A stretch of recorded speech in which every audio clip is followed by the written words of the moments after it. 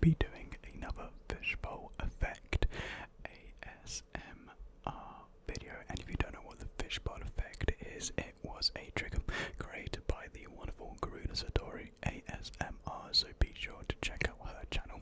I'll link it in the description below. And essentially what it is a mashup of normal whispering with inaudible whispers. So you speak normally like this, you know, you chat about your day or, you know, something that's happened, and then the fishbowl comes into play. So you put a fishbowl on.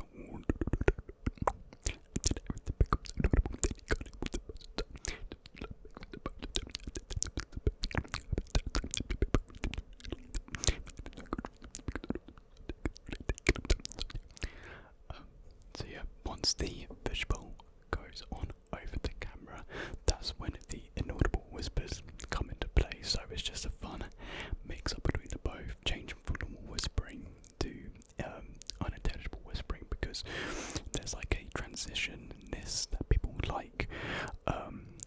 It creates like I don't know, and it's like a trick on its own, like the transition from normal whispering to unintelligible. So you know, you guys seem to really enjoy it. I enjoy making them, so I thought, why not do another one? I just got to think what to talk about really. Well, Bella and I started watching Game of Thrones again recently. She's tried watching it in the past, I'm pretty sure. Like, she's seen some quite pivotal plot points. Like, she knows some stuff that happens at the end of season 6. She knows the big event that happens in season 4. Did I say episode 6? I mean season 6. And she knows the big thing that happens in season 4. And like, I keep on asking her what else does she know. She just seems to know more and more and more. And so she's like, oh, what about the capital? When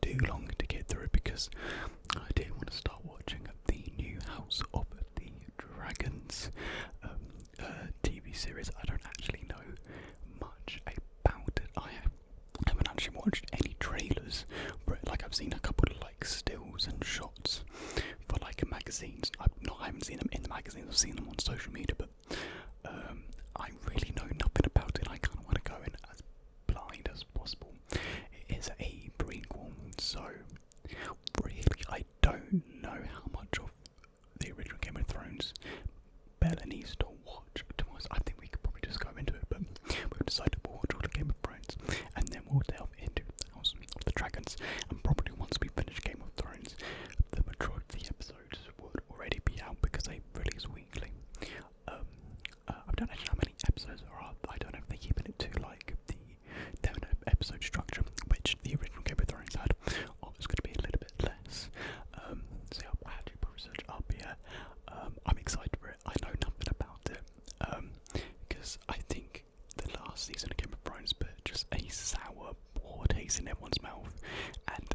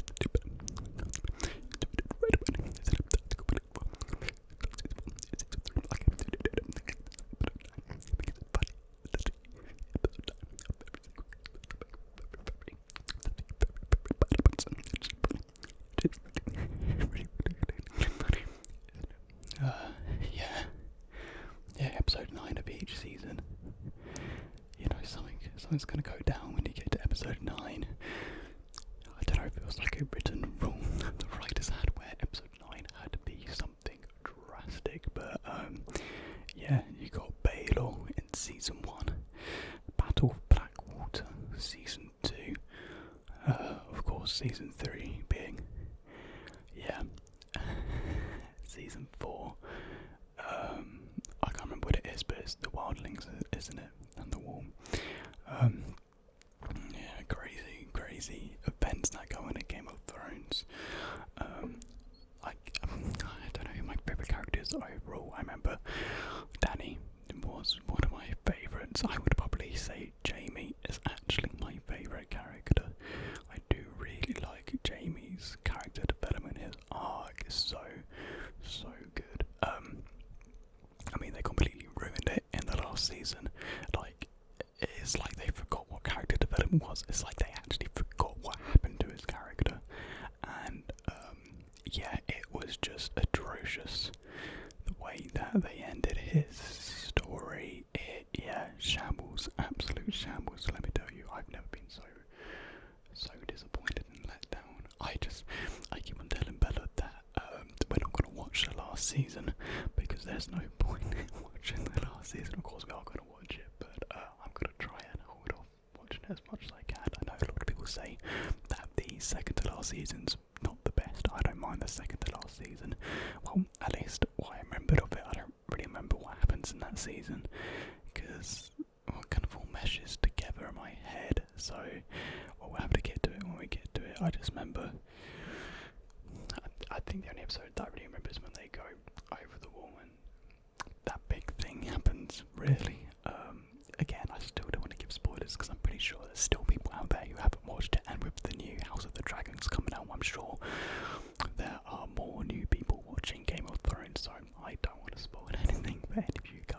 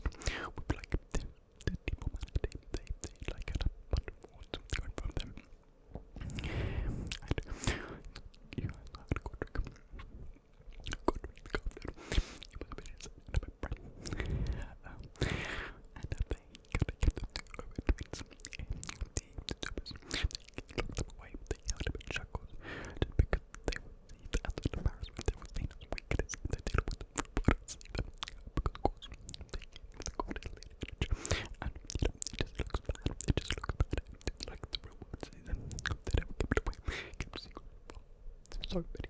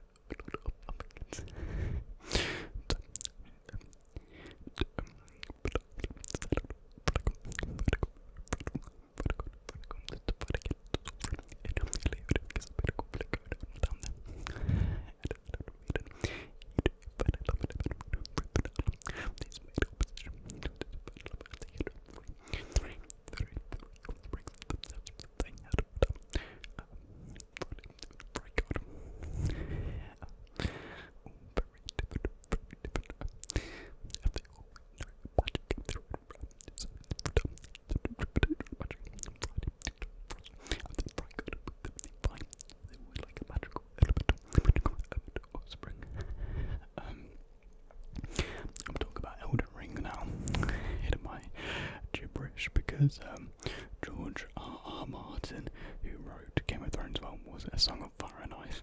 He helped kind of lay out Elden Ring with his lore, and Elden Ring and Game of Thrones really do share similar ideas with, you know, torn families, like inner family conflicts, different houses and factions, like gods and order, war and conflict, like I said. So you know, you really can tell, like, it has the George R. Martin stamp on Elden Ring, and the lore behind it all is so interesting. I've watched hours upon hours upon hours of lore videos, just understanding the world of Elden Ring, because it's my favourite game this year, probably my second favourite game of all time. I mean, it could be contested for my favourite game. I do have to replay Zelda, and I have to see, I mean Breath of the Wild, and I do have to see which one would come out on top. But yeah, the lore of Elden Ring is just so fascinating. Yeah, like I said, I've gone for hours just reading about, I mean not reading, watching videos about the lore, and I still have so many hours more ahead of me that I could start watching, so I do. Yeah, I do love the game, and I'd love to hear if anyone else has played the game, what you think of it. It is my favourite FromSoftware game. The guys that made Dark Souls, which you've probably heard of Dark Souls. Everyone's heard of Dark Souls these days. My first FromSoftware game was Sekiro. However, a bit of an odd place to start, because Sekiro isn't quite like the other FromSoftware games. It's very much so probably the most unique FromSoftware game they've made. So for it to be my first one is a bit of a different shake-up compared to the rest. It's definitely the hardest one as well. I know everyone says like your first FromSoftware game is going to be the hardest one, but yeah, it's my first one, but I hands down would argue it is the hardest one that I've played. I'm still actually yet to beat it. I am at the final boss. I'm on Ishin the Sword Saint. It's not like I really put too much time into killing him. I think I was at it for like 1.5 hours one night, but it was like really late, and I just wasn't really like too focused on killing him. It was more kind of like learning him. I've completely forgot all that I learned from going against him. But yeah, I will beat it at one point. I will do. I haven't looked up any guides yet, if there's any like easy ways to try and kill him. I know there's not an easy way, but a lot of the tutorials online on YouTube can kind of help you whittle down a boss a lot easier in Sekiro. But yeah, very hard game.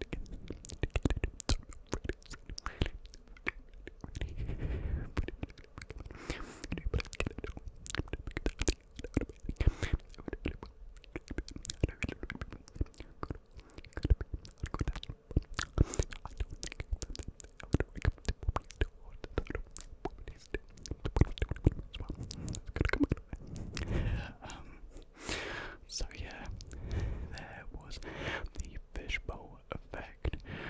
Every time I do it, I do have to monitor my breathing because inaudible whispering is quite hard to keep up and maintain. I feel like I did alright this time.